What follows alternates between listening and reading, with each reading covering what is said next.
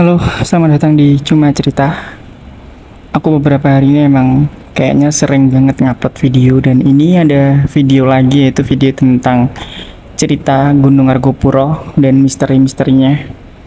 Dan kalau kalian penasaran atau nggak penasaran, ya dengerin aja, nggak apa-apa. Dan nggak lama-lama lagi berikut ceritanya.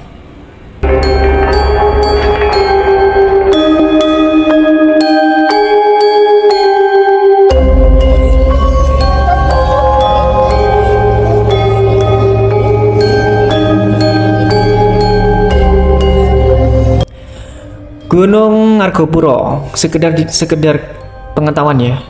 Melansir dari Wikipedia, Gunung Argopuro itu adalah sebuah gunung berapi kompleks yang terdapat di Jawa Timur. Dan Gunung Argopuro itu mempunyai ketinggian setinggi 3088 meter. Nah, Gunung Argopuro itu merupakan bekas gunung berapi yang kini nggak aktif lagi. Dan puncak gunungnya itu titik tertinggi di Pegunungan Iyang. Gunung ini berada di kawasan Suaka Marga Satwa, Pegunungan Iyang, sehingga kompleks ini itu sering disebut Iyang Argopuro. Nah, kompleks Iyang Argopuro itu merupakan kompleks gunung berapi raksasa yang mendominasi bentangan alam antara Gunung Raung dan Gunung Lemongan di Jawa Timur. Di kompleks ini tuh terdapat untayan lembah sedalam 1000 meter dan memang terbilang memberikan tantangan tersendiri. Karena meskipun hanya memiliki ketinggian sekitar 3088 mdpl, tetapi jalur pendakiannya itu cukup panjang. Tak heran jika disebut trek pendakian terpanjang di Pulau Jawa, yaitu sekitar 63 km. Maaf kalau misalkan ada beberapa yang salah ya. Kalau misalkan kalian tahu, silahkan kalian komentar di bawah ini. Terus, Gunung Argopuro itu merupakan puncak tertinggi dari Pegunungan Iyang serta berada di posisi di antara Gunung Semeru dan Gunung Raung. Gunung ini tuh berada di rangkaian Pegunungan Iyang yang membentang dalam wilayah Kabupaten Probolinggo, Lumajang, Jember, Bondowoso, dan Situbondo. Dan dengan puncak Rengganis ada di wilayah Kabupaten Jember. Itu adalah sedikit tentang Gunung Argopuro. Berikutnya adalah hal yang gak jauh dari cerita para pendaki, yaitu kisah angkernya dan mitos-mitos dan kisah-kisah legendanya. Beberapa di antaranya adalah sebagai berikut. Gunung ini tuh menyimpan misteri legenda Dewi Rengganis yang hilang bersama 6 dayangnya. Dan konon, sang Dewi bakal marah besar kalau merasa terusik ketenangannya. Pendaki yang suka usil dan mengusik, kalau tidak kesurupan, bisa jadi akan kesasar tidak karuan. Tidak hanya sang Dewi Rengganis yang terkenal di kalangan para pendaki, beberapa dayang-dayangnya pun juga sangat dikenal di antara para peziarah atau pendaki. Di antaranya, dayang Dewi Selendang Biru yang sering dimintai pertolongan. Ada juga beberapa dayang yang suka menggoda para pendaki pria dengan mengajak berkencan, sehingga pendaki tersebut akan senang dan tidak mau meninggalkan Argopuro. Jadi ada cerita di mana ada dayang-dayang dari Dewi Rengganis itu mengajak mandi para pendaki di danau Taman Hidup. Dan akhirnya pendaki tersebut akan tenggelam dan ikut menjadi penghuni alam gaib. Konon, Dewi Rengganis juga suka memberi keris pusaka kepada para pendaki yang sengaja datang untuk berziarah. Konon juga terdapat sebuah taman yang gaib, yakni Taman Rengganis. Dan tidak semua pendaki dapat melihat taman ini. Beberapa pendaki yang pernah melihat taman ini tuh merasa merasuki sebuah taman yang sangat indah, penuh dengan tanaman bunga dan buah. Pendaki yang mengambil atau memetik tanaman ini tidak akan dapat keluar dari taman ini.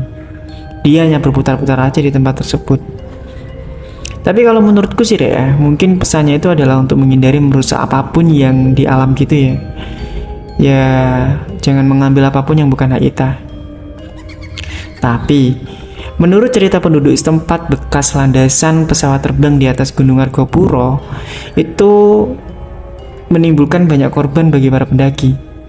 Dan sejarah pembangunannya banyak memakan korban para pekerja paksa yang dibantai oleh serdadu Belanda. Pertanyaannya adalah, apakah arwah mereka gentayangan dan menuntut balas? Nah, lembah di Gunung Argopuro ini tuh sejauh mata memandang hanya berupa hamparan ilalang dan pepohonan hutan. dengan cuaca dingin dan berkabut setiap hari. Sinar matahari tak mampu menembusnya hingga siang hari pun terasa senja. Itu sekilas gambaran tentang lembah Cikasur, ladang pembantaian, The Killing Field. Sebab di sekitar landasan pesawat yang dikerjakan dengan kerja rodi itu, terkubur ratusan atau bahkan ribuan rakyat yang dibantai tentara kolonial Belanda.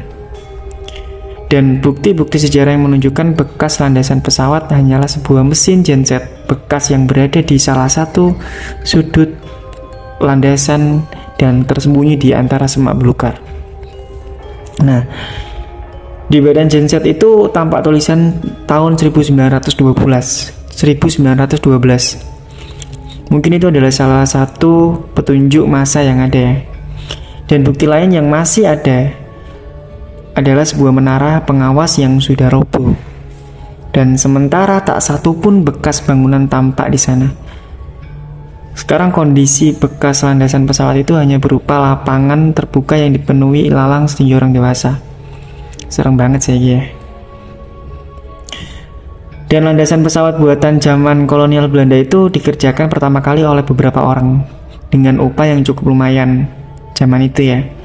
Kemudian para pekerja itu dipaksa untuk memberikan propaganda kepada penduduk desa untuk ikut dalam pembuatan landasan pesawat tersebut.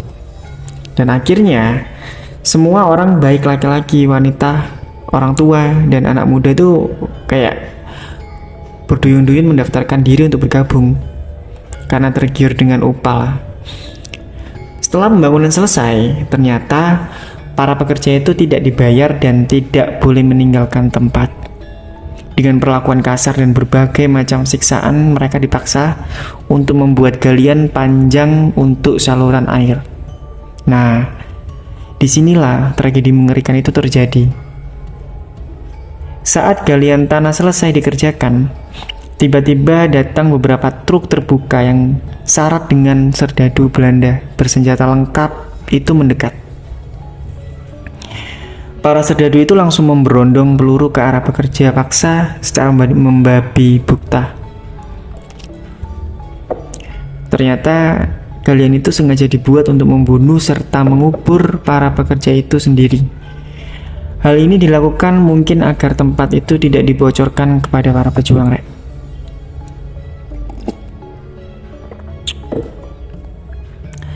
Dalam catatan sejarah, landasan pesawat ini juga sempat dikuasai tentara Jepang. Namun menjelang kemerdekaan, tentara negara Indonesia juga sempat menguasainya.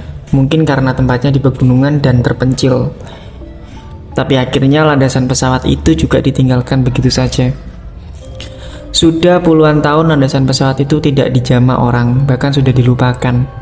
Dan menurut beberapa penduduk desa terdekat, yang mungkin sempat ditemui lah ya, sekarang bekas landasan itu sudah menjadi tempat yang angker. Dan hal ini selalu diingatkan kepada penduduk dan kepada semua pendaki gunung agar tidak melintas atau berkemah di tempat itu. Sepintas tempat itu memang cocok digunakan untuk berkemah karena luas banget ya. Tetapi bila nekat melakukannya disertai tindakan sembrono, maka bersiaplah untuk menerima akibatnya. Pernah suatu ketika seorang pendaki itu memetik setangkai bunga tulip, tinggalan serdadu Belanda yang mungkin waktu itu sedang mekar ya. Setelah itu ada perasaan takut selalu mencekam, dan setiap melanjutkan pendakian dia merasakan ada langkah orang yang selalu mengikutinya.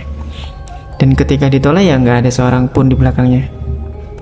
Dan kejadian lain juga sering terjadi dan sudah dianggap biasa oleh warga setempat, yakni munculnya suara-suara aneh di malam bulan purnama.